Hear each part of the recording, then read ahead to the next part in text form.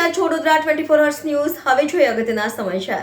સાજીગંજ વિધાનસભામાં આવતા ward number 8ના વિવિધ વિસ્તારમાં કુલ 6 જેટલા પ્રજાલક્ષી કામોનું અંદાજિત ₹54 લાખના ખર્ચે કામોનું ખાતમુહૂર્ત સાજીગંજના ધારાસભ્ય કેયુર રોકડિયાના હસ્તે કરવામાં આવ્યું હતું। સાજીગંજ વિધાનસભામાં આવતા પશ્ચિમ વિસ્તારના વોર્ડ નંબર 8ના વિવિધ વિસ્તારોમાં ખાતમુહૂર્તના કાર્યક્રમ પહેલા કરોડિયા રોડ પર આવેલી પ્રમુખ સોસાયટીના ધારાસભ્ય તથા કાઉન્સિલરો ઉપસ્થિત રહી પહેલગામમાં આતંકી હુમલામાં 26 હિન્દુ પર હિન્દુ પર્યટકોની નિર્મમ હત્યા અત્યંત નિંદનીય છે। જેટલા હિન્દુ સમાજમાં રોષ લાગણી છે ત્યારે માટે 2 મિનિટનું મૌન પાળી મૃતકોને શ્રદ્ધાંજલિ અર્પિત કરવામાં આવી હતી। ત્યારબાદ ખાતમુહૂર્તનો કાર્યક્રમ યોજાયો હતો, જેમાં વોર્ડ નંબર 8ના વિસ્તારના પ્રજાલક્ષી કુલ 6 જેટલા કામોનું અંદાજિત ₹54 લાખના ખર્ચે, જેમાં ડ્રેનેજ, નળિકા, પેવર બ્લોક, આરસીસી રોડ, પાણીની લાઇન સહિતના કામોનું ખાતમુહૂર્ત સાજીગંજના ધારાસભ્ય કેયુર રોકડિયાના હસ્તે કરવામાં આવ્યું હતું। ખાતમુહૂર્ત કાર્યક્રમમાં ward number 8ના councillor Ritaben Acharya, Minaba Chauhan, Rajesh Prajapati, ward પ્રમુખ વિપુલ બારોટ, મહામંત્રી સહિત વોર્ડ નંબર 8ની ટીમ તથા સોસાયટીના સ્થાનિક રહીશોની ઉપસ્થિતિમાં વિવિધ કામોનું ખાતમુહૂર્ત કરવામાં આવ્યું હતું। કરોડિયા રોડ પર આવેલી પ્રમુખ ટેનામેન્ટના રહીશો સોસાયટીના વિવિધ પ્રશ્નોની પણ રજૂઆત કરવામાં આવી હતી। રજૂઆતમાં પગલે સાજીગંજ વિધાનસભાના ધારાસભ્ય સોસાયટીના પ્રશ્નો નિવારણ કરવા અધિકારીઓને સૂચન કરવામાં આવ્યું હતું।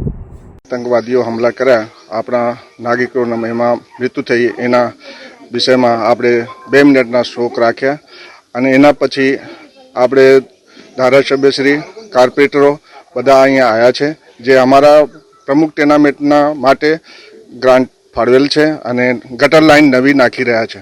એના સાથે સાથે અમારા પાણીની પ્રોબ્લેમ જે છે એનું પણ નવી લાઇન નાખવાની આદેશ આપી દેલું છે અને હું એના માટે ખૂબ ખૂબ આભાર વ્યક્ત કરું છું।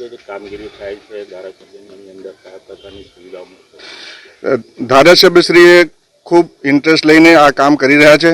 આપણા બધા નાગરિકો માટે પાણી, ગટર અને રોડ માટે ખૂબ પ્રયાસ કરી રહ્યા છે અને અમને આશા છે કે જલ્દી અમને બધી સુવિધાઓ મળી જશે। કરોડિયા વિસ્તારમાં આજે પેટ્રોફિલ્સ બસ સ્ટેન્ડની પાછળ Krishnadeep society, Pramukh tenement, Khodiyar society, કરોડિયા વિસ્તારની Amar society, Payal society, Deepika society, Shivam society, આ વિવિધ સોસાયટીની અંદર ડ્રેનેજ લાઇન નાખવાનું કામ, કોમન પ્લોટમાં પેવર બ્લોક નાખવાનું કામ, આરસીસી રોડ બનાવવાનું કામ, આમ આશરે 6 કામ 54 લાખના ખર્ચે વોર્ડ નંબર 8ની અંદર આજે ખાતમુહૂર્ત કરવામાં આવી રહ્યા છે। ગઈકાલે ગુરવા વિસ્તારની અંદર 67 લાખના ખર્ચે, એના આગલા અઠવાડિયે એટલે કે ગયા અઠવાડિયે 1,20 લાખના ખર્ચે અલકાપુરી વિસ્તારમાં, આમ અલકાપુરીથી લઈને ઉંડેરા, ગોરવા, કરોડિયા સુધીના વિસ્તારોની અંદર આશરે 2.5 થી 3 કરોડના ખર્ચે, 3 કરોડ ઉપરની એમાઉન્ટના ખર્ચે વિવિધ ખાતમુહૂર્તો છેલ્લા 10 દિવસની અંદર કરવામાં આવ્યા છે।